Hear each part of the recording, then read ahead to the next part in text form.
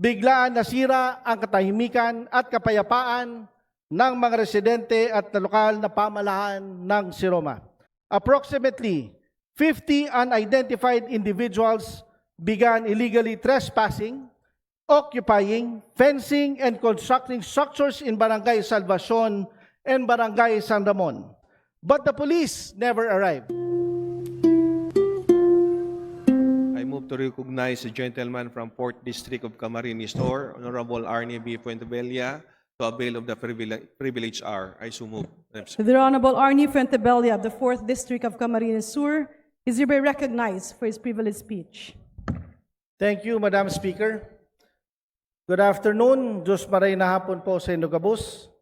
Madam Speaker and distinguished colleagues, today I rise on a matter of personal and collective privilege to bring to your attention the disturbing events presently unfolding in Barangay Salvacion and Barangay San Ramon in the municipality of Siroma, 4th District, Camarines Sur, which we call the Partido District. I do this before this august chamber as a call to protect Partido and protect the people of Siroma. Siroma, a once peaceful town in Camarines Sur, has long thrived in quiet dignity. Its peoples have lived simply with fishing and farming as their main source of livelihood. With security in their homes, confidence in their rights, and pride in their community. But 2 weeks ago, that peace was shattered. On January 28, 2026, numerous strangers, men who refused to identify themselves, who concealed their faces and affiliations, entered the municipality of Siroma and began erecting fences with undue haste. These were not ordinary fences. Within just 3 days, the fences already stretched across vast tract of land, spanning 2 barangays and covering approximately 300 hectares. Despite the blatant illegality of their actions, the fencing operations continue unchecked. Not only did these fences cut into privately owned lands and even timberland, but more gravely, they cut into the lives, privacy, and peace of our people. They encroach upon their rights, their sense of security, and their trust in government. These strangers do not have any permits. This was no prior consultation with the local government or their residents. In fact, these unidentified men refused to give any explanation to the residents whose lives were disrupted. Nakaramdam ang mga residente na malubhang pagkatakot at pagkabahala. Nakaramdam sila ng matinding pangamba para sa kanilang mga karapatan, seguridad at kaligtasan. Ang tanong ko bilang kinatawan nila, paano nangyari ito? At sino ang responsable sa paghihimasok na ito? Madam Speaker, my dear colleagues, I invite your attention to the recent media coverage of this developing incident. Ito ang Daldagon Peak View, ang tinaguriang Little Batanes ng Partido Area sa Camarines Sur. Pero ngayon, palaisipan sa mga residente at maging sa mga lokal na opisyal ang ginagawa ngayong pagbakod sa ekta-ektaryang lupain sa bayan ng Siroma na sakop ng Barangay San Ramon, kabilang na ang bahagi ng dinarayong destinasyon. Ayon kay Randall, isang residenteng eksklusibong nakapanayam ng Brigada News FM, Enero 28 pa. Tayunan ng barak sa lugar at nagsimulang maglagay ng mga bakod at mga materyales. Nang usisain umano ito ng mga residente at opisyal ng barangay, ay wala itong naibigay na malinaw na sagot kung sino ang may utos nito at kung para saan ang mga bakod. Bago magtapos ang Enero, malawak na ang nababakuran at inabot na rin pati ang mga sakop na lupain ng mga residente. Namataan rin ang pulang helicopter na rumoronda sa lugar. And walang IDs, ayaw magbigay ng IDs, and naka-bonnet sila lahat, ayaw magpa-identify. Tapos since nung January 28 hanggang ngayon, night and day, nagpe-fence lang sila na nagpe-fence. Although ilang beses na namin trinay kausapin and ng barangay captain namin, wala silang gustong ibigay na info. Kahapon, Pebrero 4, kasama ang ilang opisyal ng barangay, LGU at PNP, tinungo ng mga ito ang lugar at inusisa para maimbestigahan at mapatawan ng cease and desist order sakaling wala pa ring maibigay ng mga dokumentong magpapatunay na legal ang kanilang ginagawa. Ito ang Daldagon. Madam Speaker, dear colleagues, allow me some time to tell you about the humble town of Siroma. Siroma is a coastal municipality at the tip of the Partido District, the 4th District of Camarines Sur. It boasts of pristine white sand beaches, verdant hills, and scenic views at the par with the best tourism destinations in the country. Within the province, it is known as the Little Batanes of Camarines Sur. It is also rich in natural resources with lush timberland, agricultural lands, and fishing grounds. Throughout the years, my predecessor and I made sure the development of the district shall be for the people, for the generations of families who have owned, tilled, and developed these lands ever since these families have lived in peace, undisturbed, and secure within their rights. Pero noong nakalipas na 2 linggo, biglaan nasira ang katahimikan at kapayapaan ng mga residente at lokal na pamahalaan ng Siroma. Last January 28, 2026, approximately 50 unidentified individuals began illegally trespassing, occupying, fencing, and constructing structures in Barangay Salvacion and Barangay San Ramon. They worked round the clock, sowing fear and suspicion among locals.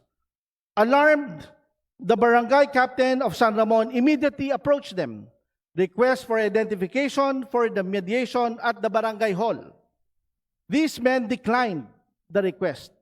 At the same time, a concerned resident of the barangay immediately reported the incident to the PNP Siroma station. On January 31, the barangay captain, together with concerned residents, again approached these individuals. Again, they asked these men who they are, why they are there, who hired them, and even simply who pays their wages. Again, they refused to answer. This prompted the resident to proceed to the PNP Siroma station to formally report these incidents and to request for their immediate assistance, but the police never arrived. The chief of police himself, Captain Jerome Despuig, has failed to act with urgency demanded by his office and the situation. As the matter remained unresolved, the number of concerned citizens grew. On February 2, community members petitioned the mayor's office for urgent assistance, requesting her to order the suspension of the fencing activity, to conduct the appropriate inspection, to identify any possible violations, and to seek assistance of the PNP.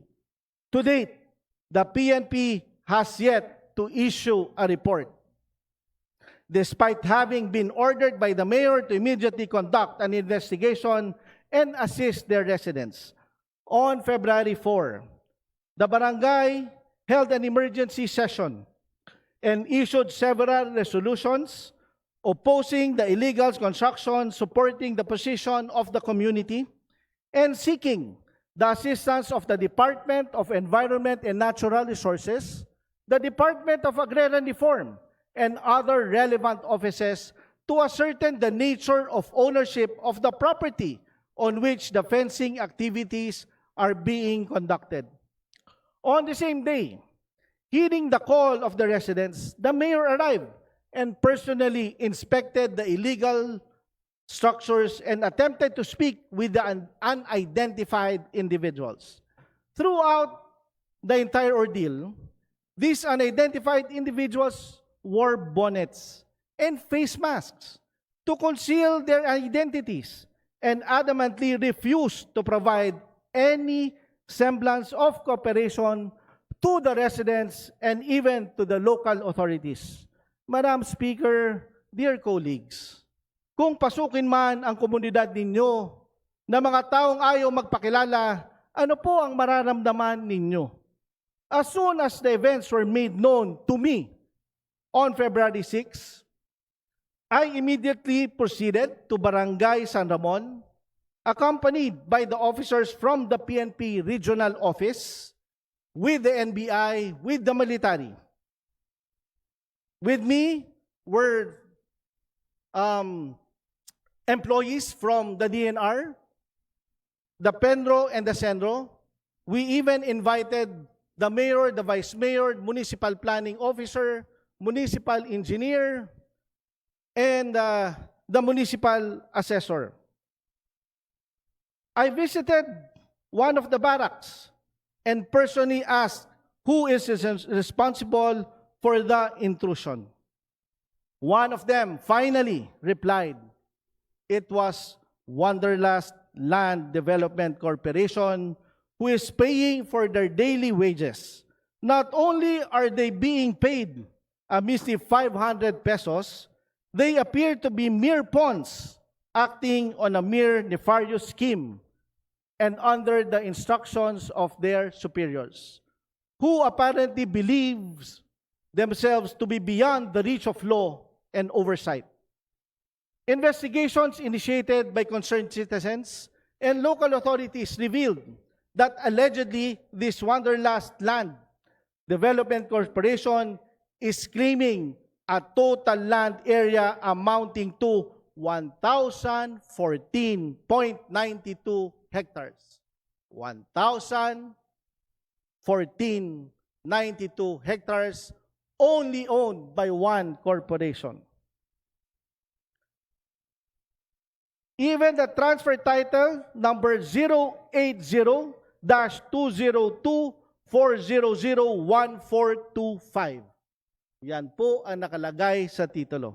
The investigations further revealed that the area being illegally fenced, which amounts to at least 300 hectares and counting, falls squarely within the 1,014.92 hectares affecting 2 barangays being claimed by Wanderlust under its purported title. More strikingly, the investigation conducted by the Municipal Planning and Development Office of Seroma, along the various other reports, also determined that the same lands and fences already encroach and overlap with timberland areas. Mind you, timberland areas is owned by the state. At these 2 barangay sites, agricultural lands of private ownership, which are already covered by titles or possessed by residents, lands covered by homestead, patents, Certificate of Land Ownership Awards or CLOAS, already awarded by DAR as of June 2025. Kakabigay lang po ng CLOA June 2025, hindi pa po ito nagmamature paano po ito pag-aari ng isang korporasyon. The other land of public domain and even portions of the Pacific Ocean and Territorial Sea. Saan po kayo nakakita, nakasama po sa titulo, ang kadagatan, ang alam ko, ang may-ari ng kadagatan, ang Panginoon lamang. Mr. Speaker, Madam Speaker, dear colleagues, how was a title issued for a property covering more than 1,000 hectares? How was this title issued despite the fact that it covers timberland areas, land owned by the state, lands already privately owned, and even the territorial sea? Who owns Wanderlust? And why does it continue to act with impunity? Madam Speaker, dear colleagues, the information made available to us shows that this encroachment was made possible through the malfeasance, misfeasance, and nonfeasance of several public officers. These disturbing events should not have transpired had the responsibility of public officers faithfully observe and perform their duties pursuant to their mandate, the prevailing laws of our land, and the rules and regulations relating to the matter. Their conduct has engendered pressing questions they are duty-bound to answer. To our esteemed friends from the Department of Environment and Natural Resources, we ask, are these land public protected timberland or alienable and disposable land? Has this land been reclassified? Because only by an act of Congress that it may be classified, may be alienable and disposable. And I for sure, it's not reclassified dahil po ako ang kinatawan nila dito po sa Kongreso. Where any permits issued from the Wanderlust to construct on timberland areas, to the Land Registration Authority and Registry of Deeds, were the transfers for this resulting title valid? Given this include timberland areas, under what laws and authorities was the title issued? To the Department of Agrarian Reform, are these land allegedly covered by CLOA, validly sold to the Department of Interior and Local Government and the PNP, Philippine National Police? Why were these unidentified individuals allowed to continue their activities despite notification to the local police of their presence? What steps have they taken to secure our constituents' safety in Siroma? To the Securities and Exchange Commission, who are the directors of shareholders and beneficial owners of Wanderlust Land Development Corporation? To the Department of Justice, does this incident give rise to a possible case for usurpation of real property and violation of the revised Forestry Code? To the Ombudsman, in case public officers are involved, does this not constitute grave abuse of authority and conduct prejudicial to the best interests of the service? Doesn't the inaction of certain offices and agencies constitute negligence and dereliction of duty? Did any public officers act in violations of the Code of Conduct and ethical standards for public officials? Because we, in the 4th District of Camarines Sur, urgently request the assistance of the House Committee on Good Government and Public Accountability to exercise its congressional powers of investigation and oversight. The exercise of these powers are necessary to help us answer the questions which will allow us to restore peace in our community, to seek justice for both private landowners and the state, and to identify the public officers responsible for the continuing violation of the rights of my constituents in the municipality of Siroma. Accordingly, Madam Speaker, I respectfully move that this matter be referred to the Committee on Good Government and Public Accountability for a full and transparent inquiry in aid of legislation in coordination with the DENR, LRA, DAR, DILG, SEC, and other relevant government agencies. The grave and unfolding situation in the municipality of Siroma, Camarines Sur must immediately be addressed. This August Chamber cannot allow the rule of law to be openly tested. It cannot allow the continued disruption of peace and order. It cannot allow the misconduct of public officers in the performance of their duties. It cannot allow ordinary citizens to live in fear on the lands they have occupied, tilled, and protected for generations. It is our solemn duty to protect Partido. It is our solemn duty to protect the people of Siroma.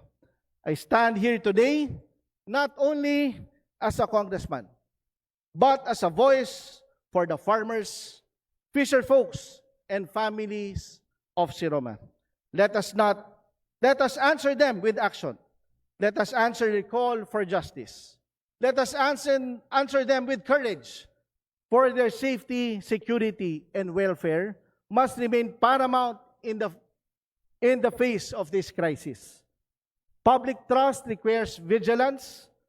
Public office demands transparency.